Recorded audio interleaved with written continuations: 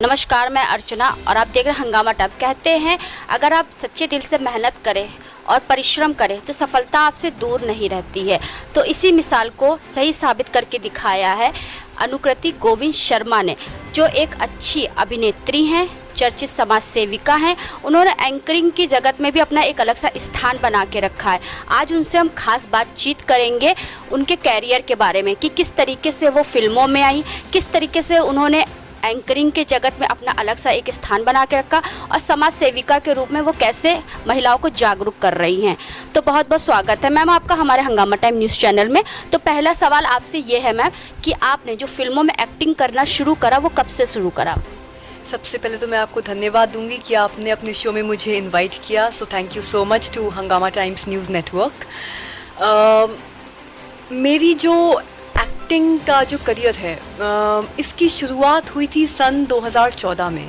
देखा जाए तो जब मेरी सबसे पहली शॉर्ट फिल्म रिलीज़ हुई थी तेलुगु भाषा में हैदराबाद में, जिसका नाम था ब्रेकअप पैचअप।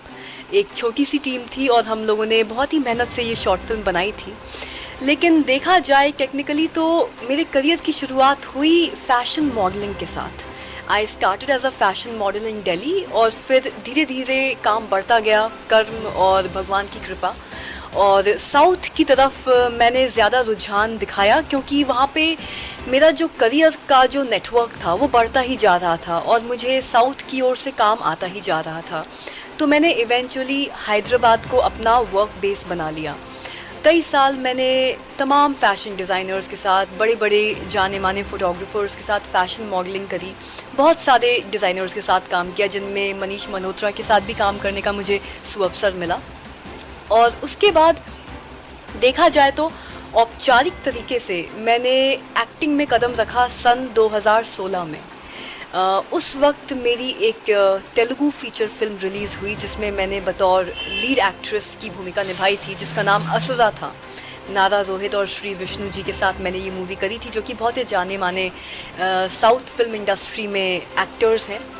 और उसी साल मेरी एक और हैदराबादी फ़ीचर फिल्म रिलीज़ हुई जिसका नाम था टाइगर सुल्तान, और उसमें भी मैंने लीड एक्ट्रेस की भूमिका निभाई थी। तो आप ये बोल सकते हैं कि सन 2016 में औपचारिक तरीके से जो मेरा एक्टिंग करियर है उसका सफ़र शुरू हो चुका था। यानी कि 4 साल हो गए आप? जी, 4 साल मुझे बतौर अभिनेत्री काम करते हुए हो गए हैं। और इस बीच मैंने फ़ीचर फिल्म्स के साथ तमाम शॉर्ट फिल्म्स और तेलुगु और तमिल म्यूज़िक वीडियोज़ में भी काम किया है और बहुत सारे टेलीविज़न कमर्शियल्स में भी मैं अभिनय कर चुकी हूँ। तो मैम जैसे कि आपके बारे में हमें बहुत सारी चीज़ें पता है कि आप अच्छी एक एंकर भी हैं, अभिनेत्री भी हैं और इसके साथ साथ में एक समाज सेविका भी हैं। इसके अलावा आपकी और क्या क्या टैलेंट है जो आम जनता नहीं जानती है? शायद ये बात आम जनता को जान के बहुत ही अचरज होगा कि मैं अभिनेत्री और एंकर होने के साथ साथ एक स्कूल टीचर भी हूँ। तो अक्सर लोगों को ये सुन के बड़ा ताज्जुब होता है कि एक तरफ एक्टिंग, एक तरफ एंकरिंग और दूसरी तरफ आप स्कूल टीचर भी, क्योंकि ये प्रोफेशंस आपस में इतने विपरीतार्थक हैं कि आप अक्सर उम्मीद नहीं करते कि एक स्कूल की टीचर एक अभिनेत्री भी हो सकती है या एक अभिनेत्री एक स्कूल में टीचिंग का जॉब भी कर सकती है। लेकिन पढ़ाना मुझे बहुत पसंद है और मुझे लगता है कि जितना भी ज्ञान आपके पास है उसको आप जितना भी बांटते हैं, ज्ञान का स्वभाव ही है कि वो बढ़ता ही चला जाता है। और मेरा एक्टिंग के साथ साथ फिटनेस में एक बहुत ही लंबा बैकग्राउंड है, जिसकी वजह से मैं एक इंटरनेशनल स्कूल में योगा, फिज़िकल एजुकेशन ये सब्जेक्ट्स भी पढ़ाती हूँ। और एंकर होने के नाते मैं पब्लिक स्पीकिंग की वर्कशॉप्स भी स्कूल और कॉलेजेस के बच्चों के लिए कंडक्ट करती हूँ। तो अनुकृति जी ये बताइए, अभी तक आप कितनी फिल्मों में काम कर चुके हैं? देखिए, फ़ीचर फिल्म्स की बात करी जाए तो मैंने 2 फ़ीचर फिल्म्स में अभिनय किया है बतौर लीड एक्ट्रेस, जिनमें एक तेलुगु फ़ीचर फिल्म है असुर और एक हैदराबादी यानी कि हिंदी फ़ीचर फिल्म है जिसका नाम है टाइगर सुल्तान। इसके अलावा मैंने कुछ शॉर्ट फिल्म्स में भी अभिनय किया है, ब्रेकअप पैचअप जैसे मैंने बताया ही था। हाल ही इसी साल वैलेंटाइंस डे के दिन आई लव मी एक बाइलिंगुअल शॉर्ट फिल्म रिलीज़ हुई है, जो हमने तेलुगु और हिंदी में शूट करी है और रिलीज़ हो चुकी है। और अभी जैसे कि मैं लखनऊ में हूँ, इस वक्त भी कुछ अच्छे डायरेक्टर्स और कुछ अच्छे एक्टर्स के साथ हम लोगों ने 3 शॉर्ट फिल्म्स शूट करी हैं लखनऊ में, जो आने वाले कुछ महीनों में रिलीज़ हो जाएंगी। तो हमारी जो पूरी टीम है वो बहुत ही एक्साइटेड है इन रिलीज़ के लिए। तो फिल्मों के अलावा किसी टीवी सीरियल्स में भी आपने काम किया है? मैंने टेलीविज़न सीरियल्स में तो काम नहीं किया है, लेकिन मैं time to time music video ज़रूर करती हूँ जब मुझे कॉन्सेप्ट और म्यूज़िक अच्छा लगता है। मैंने हाल ही में इनफैक्ट इसी साल आपको बताना चाहूँगी कि एक तेलुगु म्यूज़िक वीडियो में मैंने अभिनय किया था, जिसको बहुत ही जाने माने साउथ के सिंगर ने गाया था। हरीश राघवेंद्र गारू हैं जिन्होंने गाया है, और म्यूज़िक दिया है मधु पुन्नास ने। ये बहुत ही जाने पहचाने नाम है टॉलीवुड फिल्म इंडस्ट्री में। और साथ ही साथ एक तमिल म्यूज़िक वीडियो में भी मैंने काम किया है, जिसमें गाना गाया है शरत संतोष जी ने, जो कि सुपर सिंगर रियलिटी शो के आर्टिस्ट हैं और उसके विनर भी रह चुके हैं। तो वो गाने भी इत्तेफाक की बात है कि 14 फरवरी यानी कि वैलेंटाइंस डे इसी साल रिलीज़ हुए थे। तो मैम ये बताइए, एक एक्ट्रेस की लाइफ में तो बहुत सा स्ट्रगल होता है यहाँ तक पहुँचने के लिए, और आगे भी स्ट्रगल जारी रहता है। लेकिन आपने जो इन 4 सालों में, आप बताया अब 4 साल हो गए आपको अभिनेत्री के लाइफ में आपका काम करते हुए, तो कितना स्ट्रगल आपने किया? देखिए, ये बात तो सच है कि बहुत सारे टैलेंटेड अपकमिंग एस्पायरिंग एक्टर्स हैं जो अभिनय के क्षेत्र में अपना नाम कमाना चाहते हैं।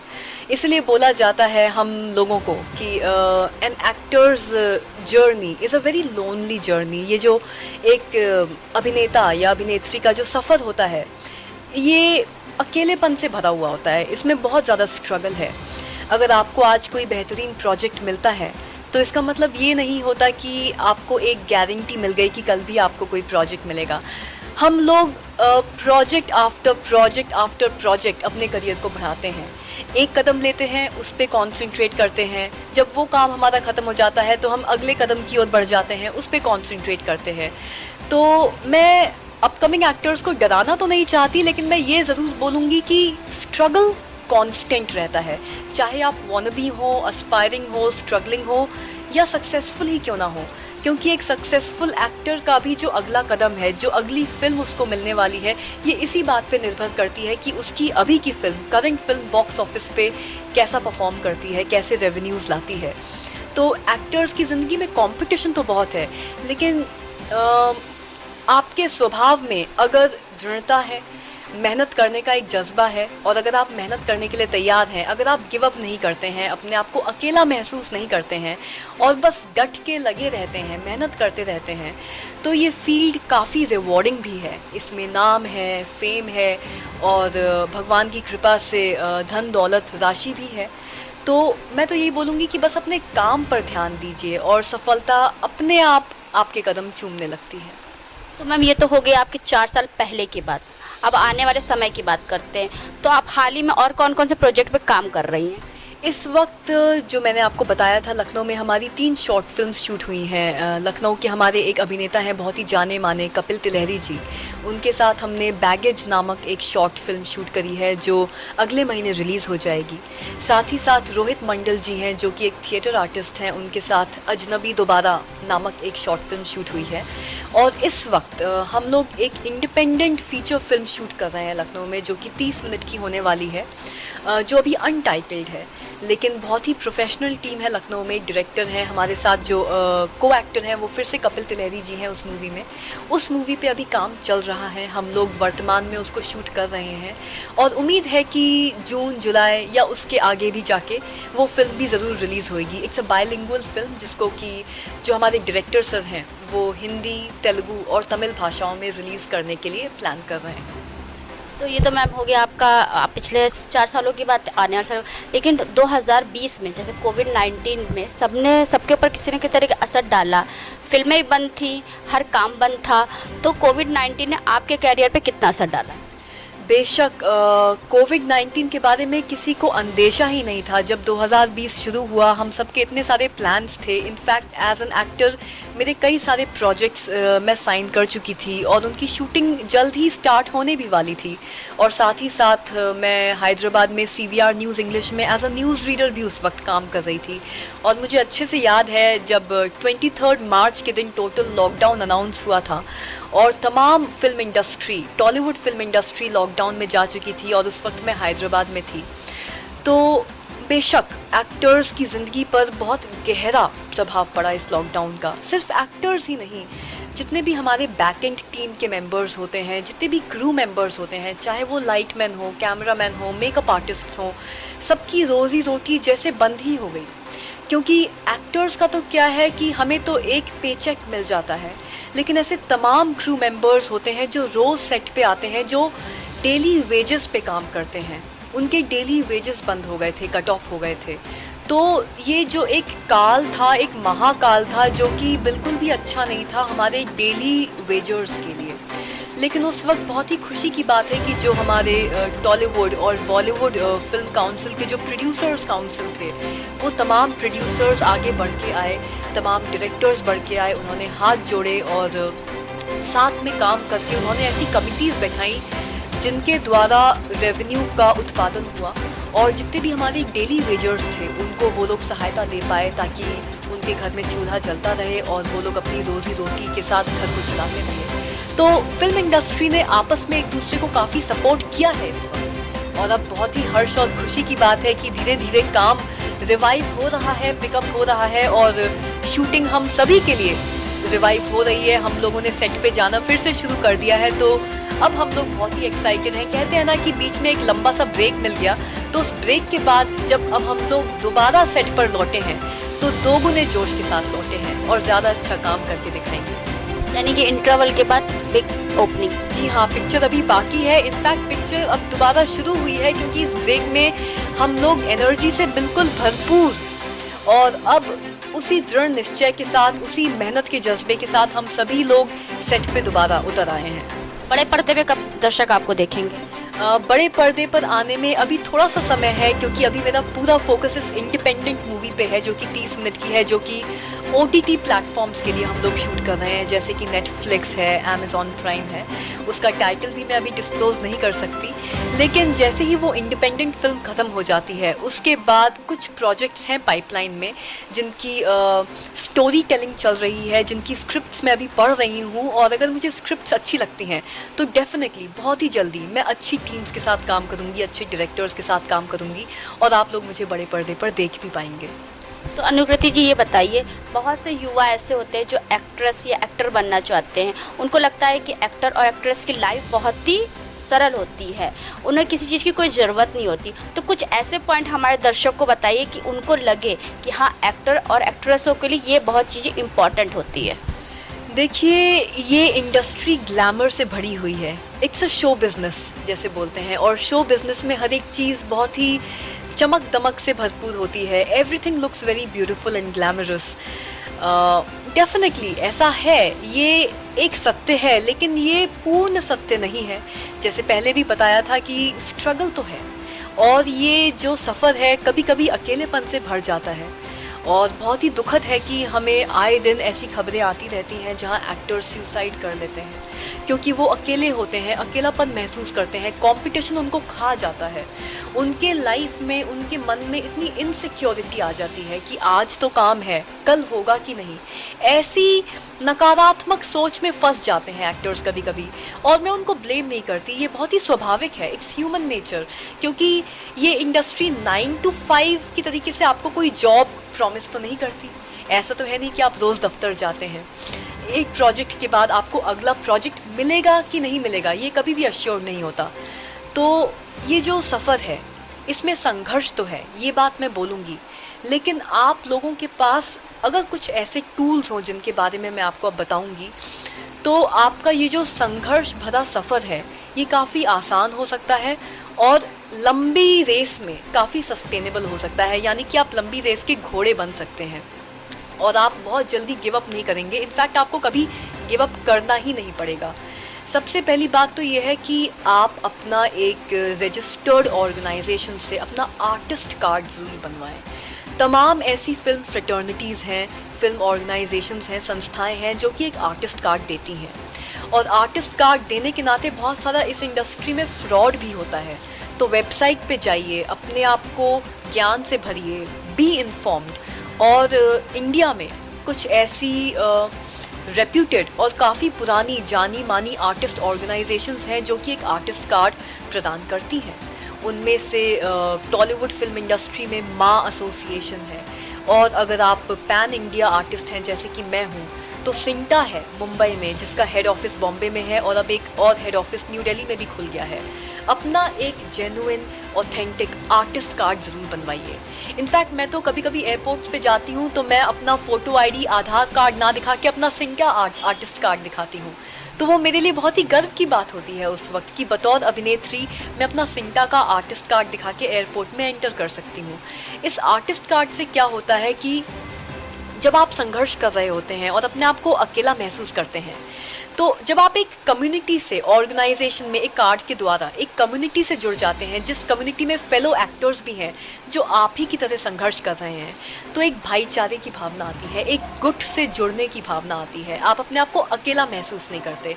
It gives you a feeling of brotherhood कि मेरे साथ और भी बहुत सारे तमाम कलाकार अलग अलग प्रदेशों से जुड़े हुए हैं जो आपको सपोर्ट करते हैं, आपके संघर्ष को समझते हैं और आप उनके संघर्ष को समझते हैं।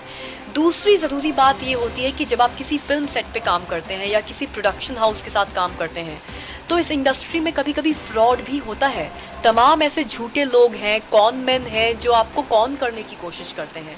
तो अगर आपके साथ कुछ भी गलत होता है या कुछ भी इनजस्टिस होती है, तो आप इस आर्टिस्ट कार्ड के द्वारा अपनी ऑर्गेनाइजेशन में एक प्रॉपर लीगल कंप्लेंट फाइल कर सकते हैं, जिसके द्वारा लीगली एक एक्शन उठाया जा सकता है उस कॉनमैन के खिलाफ या उस प्रोड्यूसर के खिलाफ या किसी भी फेक ऑर्गेनाइजेशन के खिलाफ जिसके द्वारा आपके साथ इनजस्टिस हुई है। तो एक आर्टिस्ट कार्ड ज़रूर बनवाएं, क्योंकि उससे आपको कॉन्फिडेंस भी मिलेगा और सिक्योरिटी भी मिलेगी।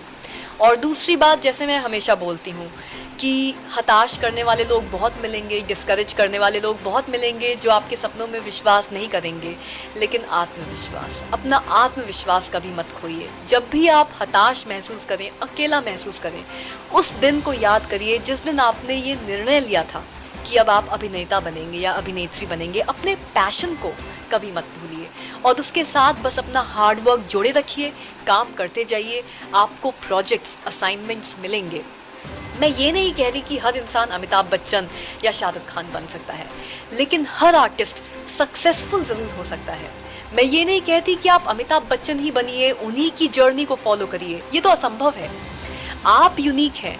आप अगर अपने पैशन के साथ हार्ड वर्क करते रहेंगे तो आप अपनी सक्सेस स्टोरी डेफिनेटली लिख पाएंगे बतौर आर्टिस्ट, और आप आर्टिस्ट एक एक्टर की तरीके से जाने जाएंगे, सक्सेसफुल एक्टर की तरह जाने जाएंगे।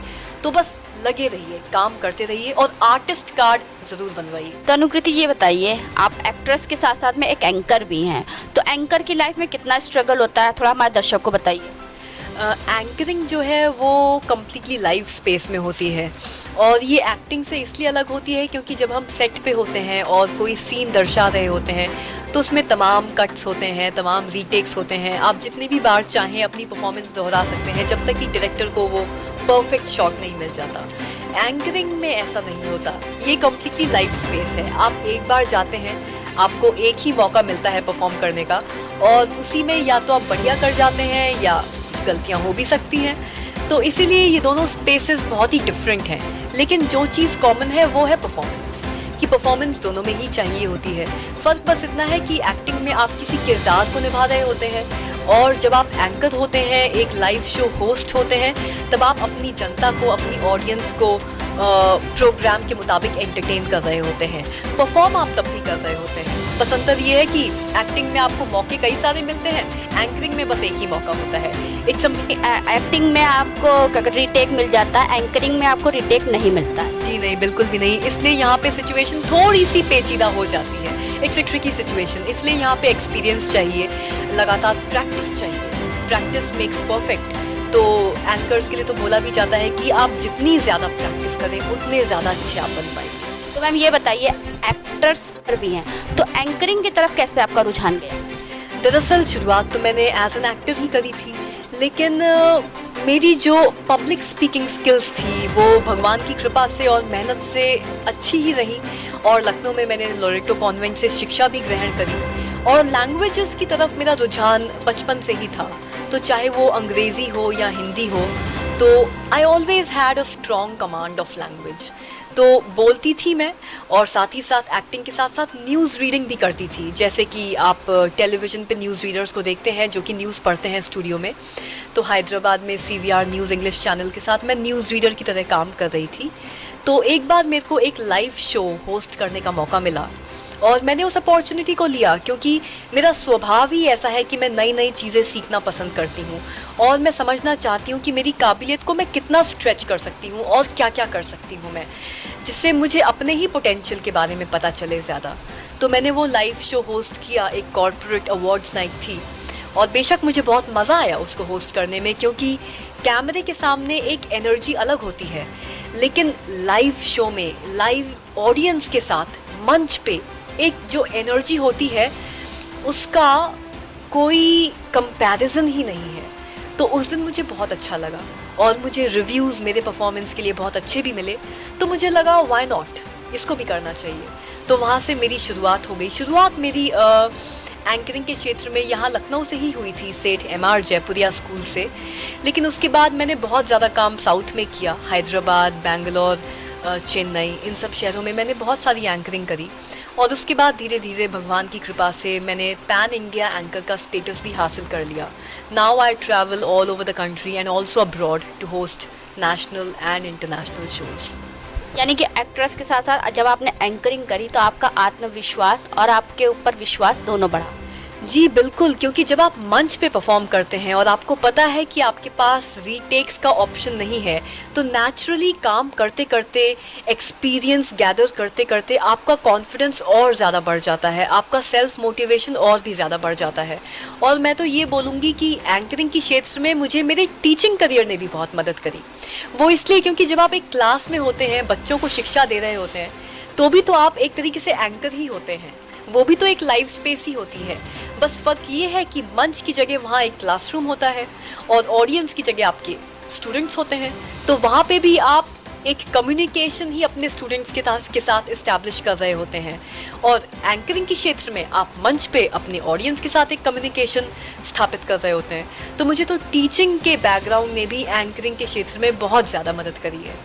जैसे आपकी बातों को सुन के अच्छा लगा अनुकृति जी, जिसे आपने एंकरिंग की जगत में बहुत सारा कार्य किया है, ऐसे और कौन कौन सी जगह पे आपने एंकरिंग करी है जो हमारे दर्शक नहीं जानते? मुझे सुअवसर मिला है कुछ बहुत ही बड़े टॉप ब्रांड्स के साथ एसोसिएट करने का, उनके साथ काम करने का। मैंने सेलिब्रिटीज़ के साथ भी शोज़ होस्ट किए हैं। गली बॉय सबने देखी होगी, जिसमें MC शेर काफ़ी फेमस कैरेक्टर हो गए, जाने माने। तो सिद्धांत चतुर्वेदी जी के साथ मैंने फॉरएवर 21, जो कि एक फैशन रिटेल आउटलेट है, फॉरएवर 21 के एक शोरूम लॉन्च के लिए मैंने हैदराबाद और बेंगलुरु में सिद्धांत चतुर्वेदी जी के साथ काम किया है।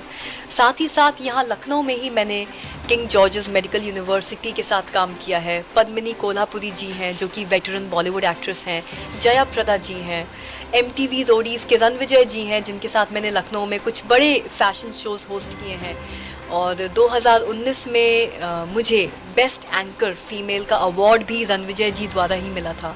तो अच्छे अच्छे सेलिब्रिटीज़ के साथ काम करने का मौका मिला है, उनसे मिलने का मौका मिला है मुझे एंकरिंग के दौरान। और मैंने नेशनल स्कूल अवार्ड्स होस्ट किए हैं। मैं पिछले 3 साल से नेशनल स्कूल अवार्ड्स की होस्टिंग करती हूँ, बतौर टीचर खुद भी हूँ। और लॉकडाउन के दौरान 2020 में जब नेशनल स्कूल अवार्ड्स होस्ट किए थे मैंने, तो मुझे 2 अवार्ड्स भी मिले थे एज ए टीचर। एक अवार्ड था for the best teacher using digital platforms, क्योंकि आपको तो पता ही है लॉकडाउन में डिजिटल प्लेटफॉर्म्स टीचर्स कितना यूज़ कर रहे थे। गूगल मीट है, जूम है, तो उस क्षेत्र में मुझे एक अवार्ड मिला। और एक अवार्ड था for the best teacher using most innovative methods of teaching. और साथ ही साथ मैं इंटरनेशनल शोज़ भी होस्ट करती हूँ, जैसे कि global architect and builder awards हैं, जो लास्ट ईयर जस्ट लॉकडाउन के घोषित होने से पहले ही हम लोगों ने दुबई में होस्ट किया था। और इस साल हम लोग इस वक्त फ़िलहाल global architect and builder awards को डिजिटली होस्ट करने वाले हैं। और सब कुछ अच्छा चला, एज़ पर आर प्लान, सब कुछ प्लानिंग के मुताबिक हुआ। तो इस साल हम लोग सोच रहे हैं कि टर्की में गाबा को होस्ट करेंगे, जहाँ पे मुझे as an official anchor already चुन लिया गया है।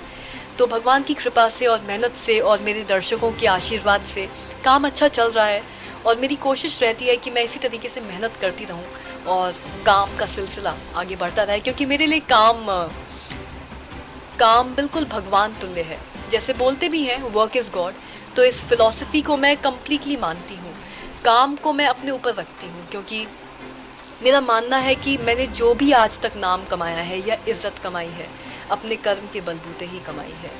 तो अपने कर्म को मैं अपने आप से भी ज़्यादा इम्पोर्टेंस देती हूँ, और मेरे लिए तो मेरा कर्म ही भगवान है। जैसे एजुकेशन के क्षेत्र में आपने कहाँ तक पढ़ाई करी?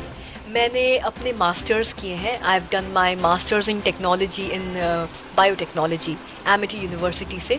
हमेशा से ही बचपन से बायोलॉजी, लाइफ साइंसेस की तरफ मेरा रुझान था, तो मैंने बायोटेक्नोलॉजी में एमटेक किया हुआ है। और साथ ही साथ योगा में भी मैंने टीचर्स ट्रेनिंग कोर्स किया हुआ है। फिज़िकल एजुकेशन में और पर्सनल ट्रेनिंग में भी मैंने फ़िटनेस सर्टिफिकेशन कोर्सेज किए हुए हैं। साथ ही साथ चीगोंग, जो कि एक ऑल्टरनेट थेरेपी है, उसमें भी मैंने सर्टिफिकेशन कोर्स किया हुआ है। और फिलहाल वॉइस ऑफ योग, जो कि एक योग से रिलेटेड न्यूज़ चैनल है, उसमें मैं बोर्ड ऑफ डायरेक्टर्स में भी शामिल हूँ, जिसमें मैं मॉडर्न योग, होलिस्टिक हेल्थ केयर और इंटीग्रेटिव लाइफस्टाइल थेरेपी डिपार्टमेंट की एचओडी भी हूँ।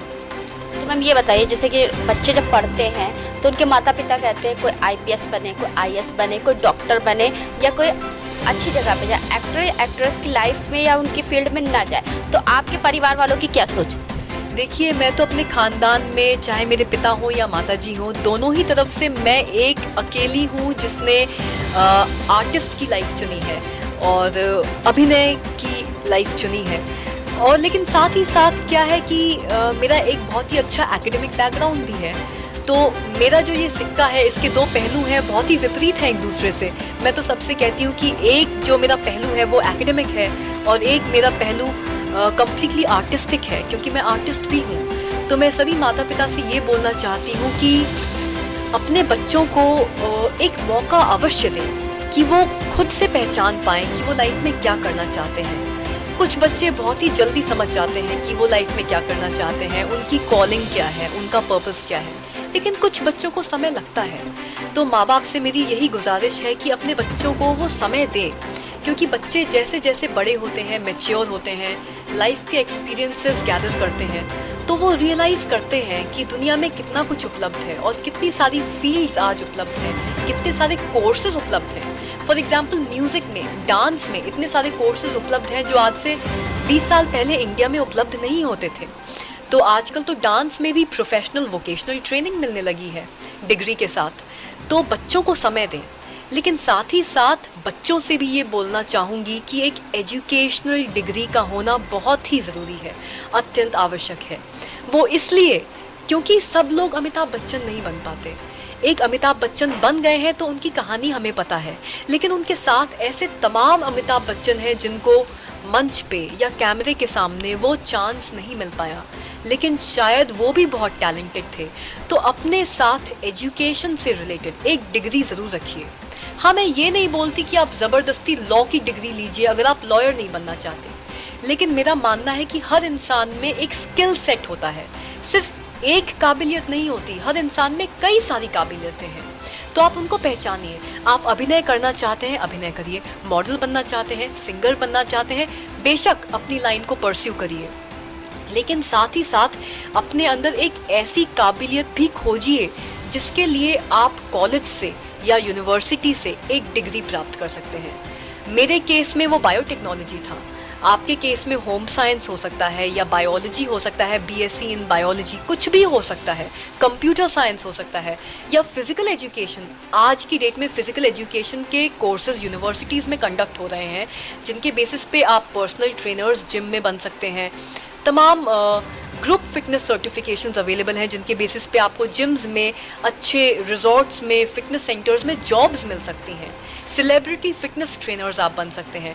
तो अपनी काबिलियतों को तराशते रहिए, खोजते रहिए, और कोई ऐसी काबिलियत भी पकड़िए जो आपका प्लान बी बन सके, कि अगर अभिनय के क्षेत्र में या किसी और आर्टिस्टिक क्षेत्र में आप धीरे धीरे कहीं हताश होने लगते हैं या वो सक्सेस आपको नहीं मिल पाती जो कि आपको चाहिए, मैं बोलूँगी हताश मत होइए, लेकिन अगर आपको सक्सेस मिलने में देर हो रही है तो आर्थिक रूप से आपको सफ़र नहीं करना चाहिए, कॉम्प्रोमाइज़ नहीं करना चाहिए। ऐसा ना हो कि आपको घर जाकर अपने माता पिता से पैसे मांगने पड़े अपना घर चलाने के लिए।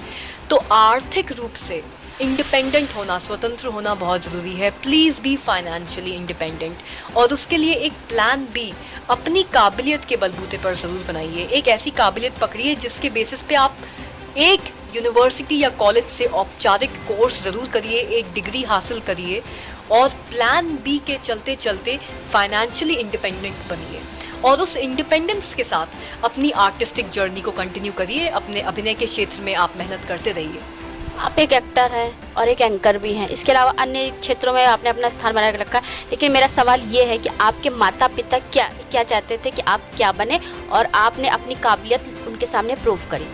मेरे माता पिता कम्प्लीटली एकेडमिक बैकग्राउंड से हैं। हमारा पूरा ही ख़ानदान, मेरे दादा दादी, नाना नानी, सभी लोग। मेरे नाना जी एडवोकेट थे और मेरे दादा दादी दोनों ही स्कूल में टीचर्स थे।